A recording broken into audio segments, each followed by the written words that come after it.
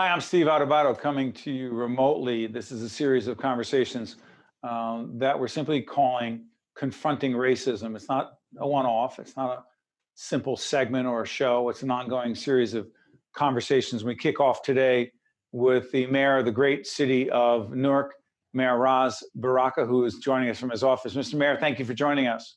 Thank you for having me. Thank you.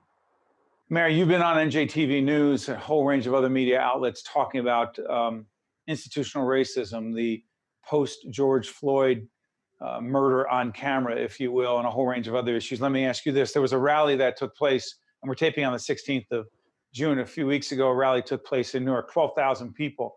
We had Akila Sherrills on talking about this, who was one of the protesters. Why was it so peaceful and so impactful? A lot of prayer. But, I think that is two basic things. Well, three, we have been working very, very hard between community and police relations in the city. So I don't want to undervalue that. That has been going on for a long time now since we took office. And I think that whether citizen clergy, Newark community street team, all the other kind of things that have been helpful in improving the relationship, trauma-informed circles between police and community, de-escalation training. But there's two major things. One, I think the police department showed incredible levels of restraint that just didn't happen anywhere else. They didn't come outside ready to just stop a protest, end a protest, lock people up. They weren't militarized. They came out to make sure people were safe.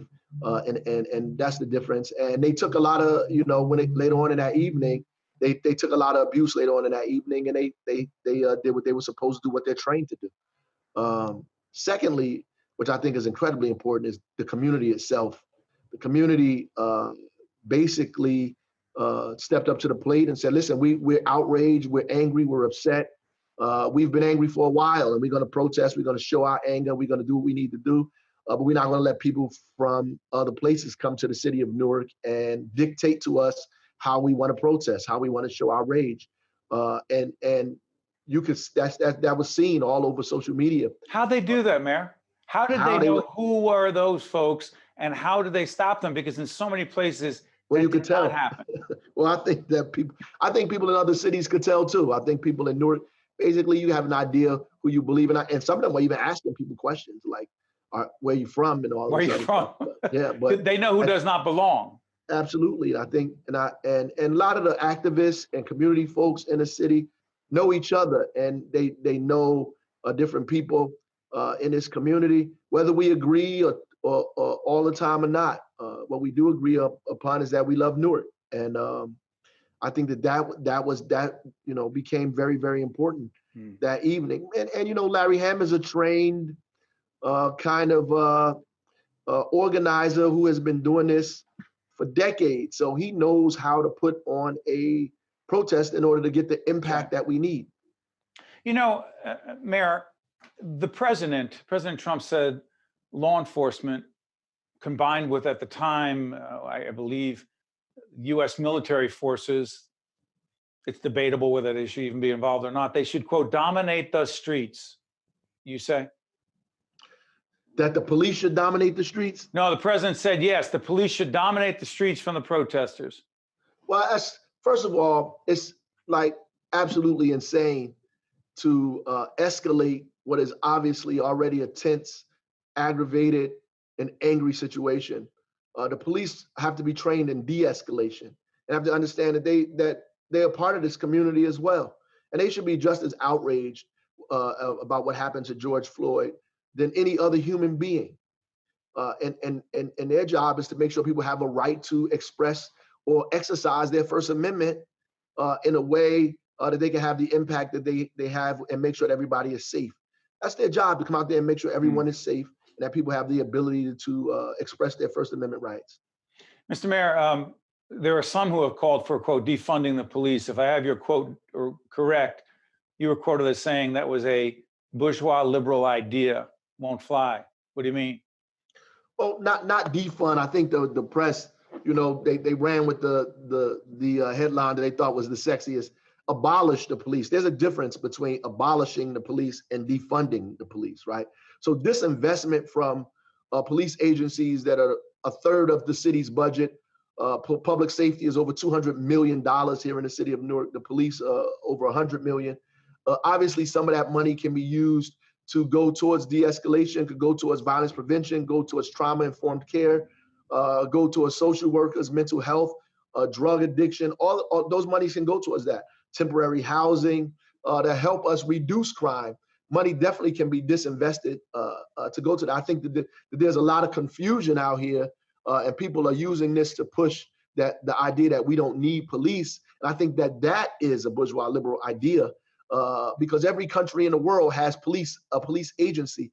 And when nobody has talked to the people of our community, our grandmothers, our aunts, our cousins who live in these communities, who live, frankly, in areas where in the middle of all this, 7, 8 people were shot, 3 people dead. You know, in Chicago, in the middle of this, they had their most violent day in the history of the state, of the city. So we obviously need police. And it's like the CNN story that's going around saying, oh, look how Camden got rid of the police and reduced crime. And I think it's completely disingenuous, because Camden now has the county police. They have the county police. They didn't get rid of the police. Right. They have not only have the county police, they have more police officers now than they did when they were a city agency. So I think that this level of confusion is being led by people whose benefit is not the benefit of the residents of these communities. I absolutely positively believe that defunding is important, is a discussion that we need to have. In fact, we've been doing it in Newark before this became something to talk about. We've been using police dollars to hire social workers to help fund community street teams and all this stuff for a while. Now we're just codifying it as law, and we're doing it in Newark. We have a minute left with the mayor. We're actually going to do a separate conversation with the mayor dealing with leadership and a whole range of other issues. He's been kind enough, as he's running the city and dealing with a whole range of problems, to stay with us. In the minute we have left, Mr. Mayor, help us on this. The federal government, the consent decree, is the federal government still monitoring the Newark Police Department? Yes, absolutely. We're still under the consent decree. We've been under the consent decree. As soon as I got into office, we signed the consent decree a couple of days later. Do you believe the Civilian Complaint Review Board actually having civilians examine cases involving alleged police brutality makes sense? Absolutely. And so does the federal oversight. They said that cities need civilian oversight. I agree with that. Just like the Army and the armed forces have civilian oversight, the police need to have civilian oversight. They have not shown the ability to monitor, discipline their own. And so we need civilian oversight to see if they're doing that properly. Final quick question on this. Police unions, largely part of the solution or the problem as it relates to police brutality directed at Black and brown men and women? Well, I can see all over the country, these police unions have been very detrimental in fanning the flames against and creating division against police and civilians. I'd have to say that here locally, our police agency has not been as aggressive like that towards the community. Though we disagree on a civilian complaint review board, I think that we need a complaint review board. I think they are wrong on that, obviously. But I think that our relationship has gotten a little better, and it does not look like the relationship that police unions have with the community all over the country. Mayor Ras Baraka of the great city of Newark, Brick City, I want to thank you so much for joining us. Thank you, Mr. Mayor. You're welcome. State of Affairs with Steve Adubato is a production of the Caucus Educational Corporation.